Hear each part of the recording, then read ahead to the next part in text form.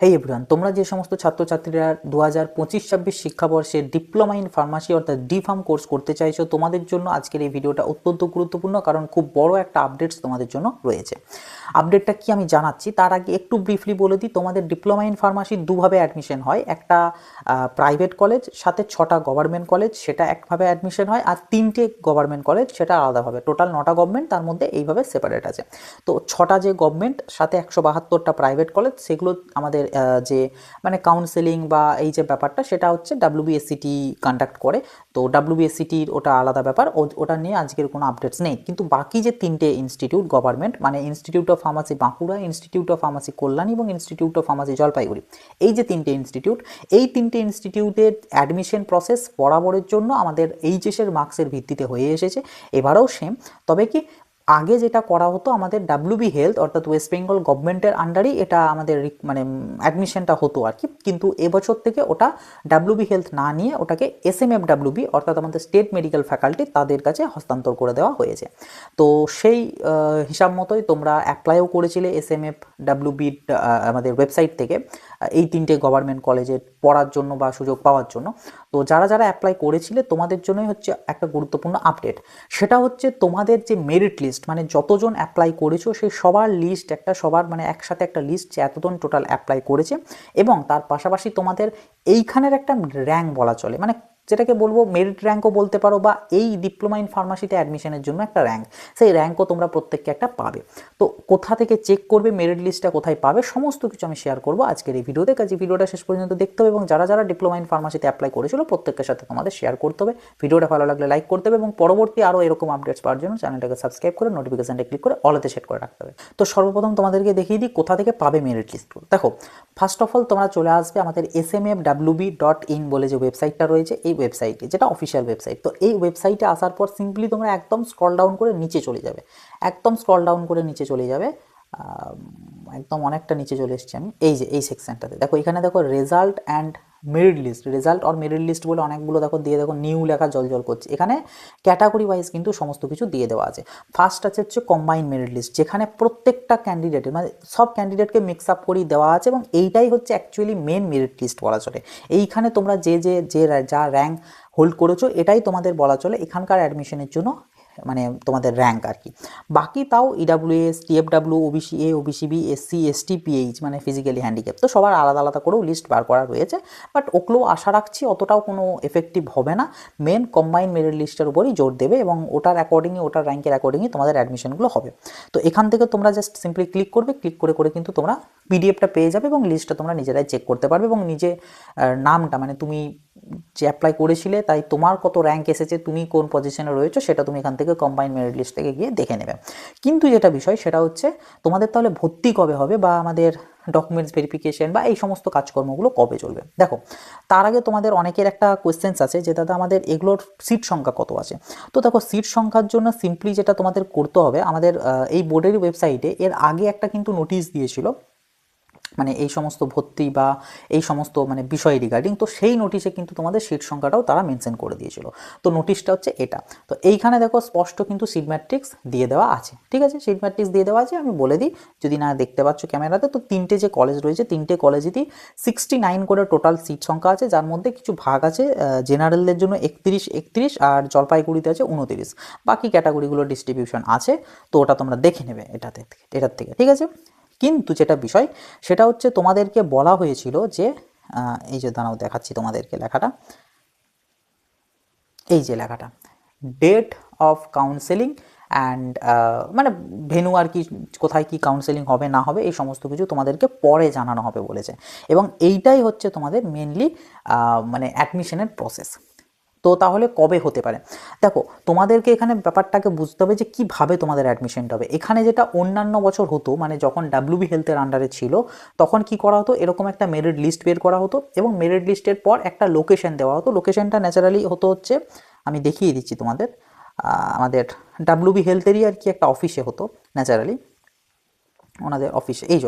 এইটা থাকতো হচ্ছে venue, okay, institute of health বলে এইটা থাকতো হচ্ছে ভেন্যু, এবং এই ভেন্যুতে বলা থাকতো এবং টাইম ভাগ করা থাকতো এই যে এইভাবে, যে যাদের সিরিয়াল নাম্বার 1 থেকে 300 তারা কটার সময় কত তারিখে কটার সময় আসবে, যাদের তারপরে আছে 301 থেকে 600 তারা কত তারিখে কটার সময় আসবে, এইভাবে ভাগ করা যেত। কিন্তু এইবারে তো ডাব্লিউবি হেলথ নেয়নি, আমাদের স্টেট মেডিকেল ফ্যাকাল্টি নিয়েছে। তো স্টেট মেডিকেল ফ্যাকাল্টি কীভাবে জিনিসটাকে কন্ট্যাক্ট করাবে এখনও পর্যন্ত তারা কোনো প্রকার ইঙ্গিত দেয়নি বা জানায়নি অফিসিয়ালি। তবে ধরে রাখতে পারো এইভাবেই করবে, মানে একটাই মাত্র ভেন্যু বলবে, সেই ভেন্যুতে প্রত্যেকটা ক্যান্ডিডেট যারা ইচ্ছুক রয়েছে এবং কম্বাইন্ড মেরিট লিস্টে নাম রয়েছে তাদেরকে আসতে হবে। হয়তো এরকম কোনো ভাগ করে দেবে যে এত থেকে এতর মধ্যে তারা এই টাইমে আসবে, এই ডেটে আসবে, এইভাবে করে দিতে পারে। তবে কি একটা এটা জিনিস, তোমাদের এই মাসের মধ্যেই কিন্তু অ্যাডমিশন হবে, কারণ যে নোটিশটাতে ওই সিট ম্যাট্রিক্স দেওয়া আছে কোন কলেজে কত সিট করে আরে রয়েছে, সেই নোটিশেরই কিন্তু বলে দেওয়া আছে যে তোমাদের ক্লাস যে স্টার্ট সেটা কিন্তু 1 ডিসেম্বর থেকে হয়ে যাবে। তো 1 ডিসেম্বর থেকে ক্লাস শুরু হতে গেলে তোমাদেরকে তো অবভিয়াসলি নভেম্বরের মধ্যে ভর্তি করাতে হবে। তো সেটার অ্যাকর্ডিং তোমাদের কিন্তু ভর্তি হয়ে যাবে এর মধ্যেই, ঠিক আছে, মানে নভেম্বরের মধ্যেই। তবে কবে হতে পারে দেখো, আমি যদি একটা প্রেডিকশান লাগাই, আমাদের স্টেট মেডিকেল ফ্যাকাল্টির আন্ডারে তাদের নিজেদের একটা এক্সাম হয় প্যারামেডিক্যালের জন্য, ডিপ্লোমা প্যারামেডিক্যালের জন্য। তো সেটার ডকুমেন্টস ভেরিফিকেশান এখন চলছে, কত তারিখ অবধি চলবে? 24 তারিখ অবধি। যে কারণে আমার মনে হয় 24 তারিখ পর্যন্ত অন্তত এটার নিয়ে কোনো প্রকার কিছু আশা করছি থাকবে না। তাহলে কবে ডেট দিতে পারে? ডেট দিতে পারে 25, 26, 27, 28 এইগুলোর মধ্যে থেকে কোনো একটা, বা এরকম আগের বার মানে আগের যে অথরিটি নিত ওদের মতোই 3-4টে ডেট হয়তো তারা দিতে পারে। তবে এটুকু তোমরা শিওর ধরে রেখো, 24 তারিখের পর, 24 তারিখের আগে আশা করছি তোমাদের কোনো প্রকার ভেরিফিকেশন বা কোনো কিছু হবে না। ওকে, তো এটা নিয়েই তোমরা মেনলি চিন্তিত ছিলে যে কি প্রসেসে তোমাদের অ্যালটমেন্টটা হবে আর কিভাবে হবে। প্রসেস তো ওই যে ওখানে গেলে যাওয়ার পরে এবার এক এক করে ডেকে যার র্যাঙ্ক সব থেকে ভালো, মানে এখানের র্যাঙ্ক কম্বাইন্ড মেরিট র্যাঙ্ক ভালো, তাকে আগে ডেকে সুযোগ দেবে, এইভাবে ব্যাপারটা আর কি হবে, ঠিক আছে। তো এই হচ্ছে বিষয়। আর তোমাদের অনেকে হয়তো আচ্ছা, তার আরেকটা বড় জিনিস সেটা হচ্ছে ডকুমেন্টস। তোমাদের হাতে কিন্তু আর একদমই বেশি সময় নেই, খুব জোর হয়তো 3-4 দিন কি 5 দিনের মতনই টাইম তোমরা হয়তো পাবে। তো ডকুমেন্টস যারা এখনও পর্যন্ত রেডি করোনি অতি অবশ্যই কিন্তু ডকুমেন্টসগুলো রেডি করবে। কী কী ডকুমেন্টস লাগবে যদি জিজ্ঞাসা করো, তো সেক্ষেত্রে কিন্তু এই যে পিডিএফটা না, এই পিডিএফটা আমি দরকার হলে ভিডিও ডেসক্রিপশন বক্সে দিয়ে দেবো। এইখানে কিন্তু স্পষ্ট বলে দেওয়া আছে ডকুমেন্টস, যেমন বলেছে তোমার এই যে অ্যাপ্লিকেশনটা করেছিলে এই অ্যাপ্লিকেশনটা তোমার প্রিন্ট আউট লাগবে। তারপর বলেছে বার্থ সার্টিফিকেটের প্রুফ অথবা মাধ্যমিকের অ্যাডমিট কার্ড। তাছাড়া বলেছে তোমাদের 10+2 এর মার্কশিট, মানে উচ্চ মাধ্যমিকের মার্কশিট, উচ্চ মাধ্যমিকের সার্টিফিকেট, ডোমিসিয়াল সার্টিফিকেট মানে প্রোফর্মা A1 অথবা A2, আর তারপরে মেডিকেল ফিটনেস সার্টিফিকেট, বিশেষ করে বলেছে আই চেকআপের একটা আলাদা সার্টিফিকেট আর আলাদা করে একটা মেডিকেল ফিটনেস সার্টিফিকেট।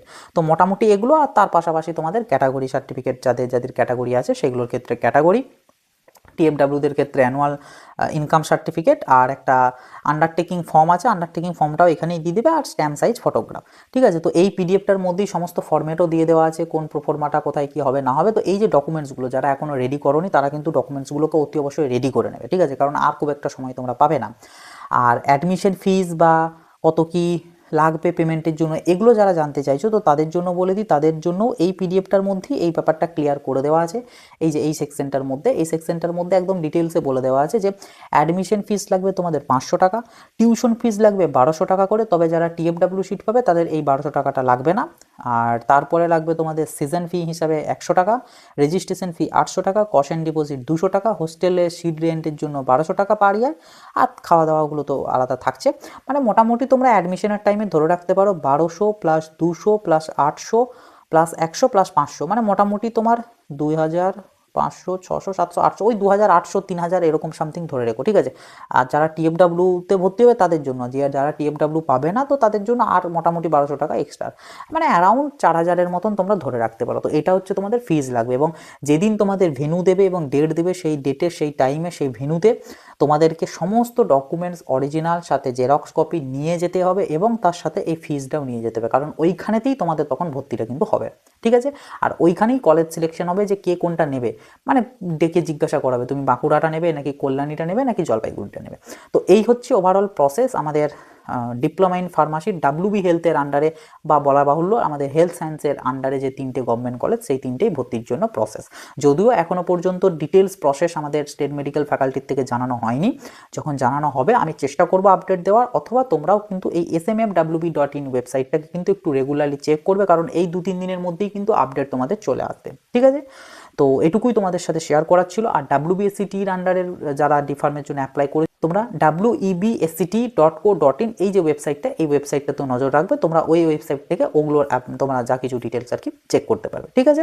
তো এই ছিল আর কি আজকের ভিডিও। আশা করছি ভিডিওটা তোমাদের খুব কাজে আসবে যারা ডিপ্লোমা করতে চাইছো ফার্মাসিতে D.Pharm, তো তাদের জন্য। তো তোমরা তোমাদের আরও বন্ধুবান্ধবদের সাথে শেয়ার করে দিও। ভবিষ্যতে এরকম আরও আপডেটস পাওয়ার জন্য চ্যানেলটাকে সাবস্ক্রাইব করে নোটিফিকেশানটা ক্লিক করে অলরেডি সেট করে রাখবে।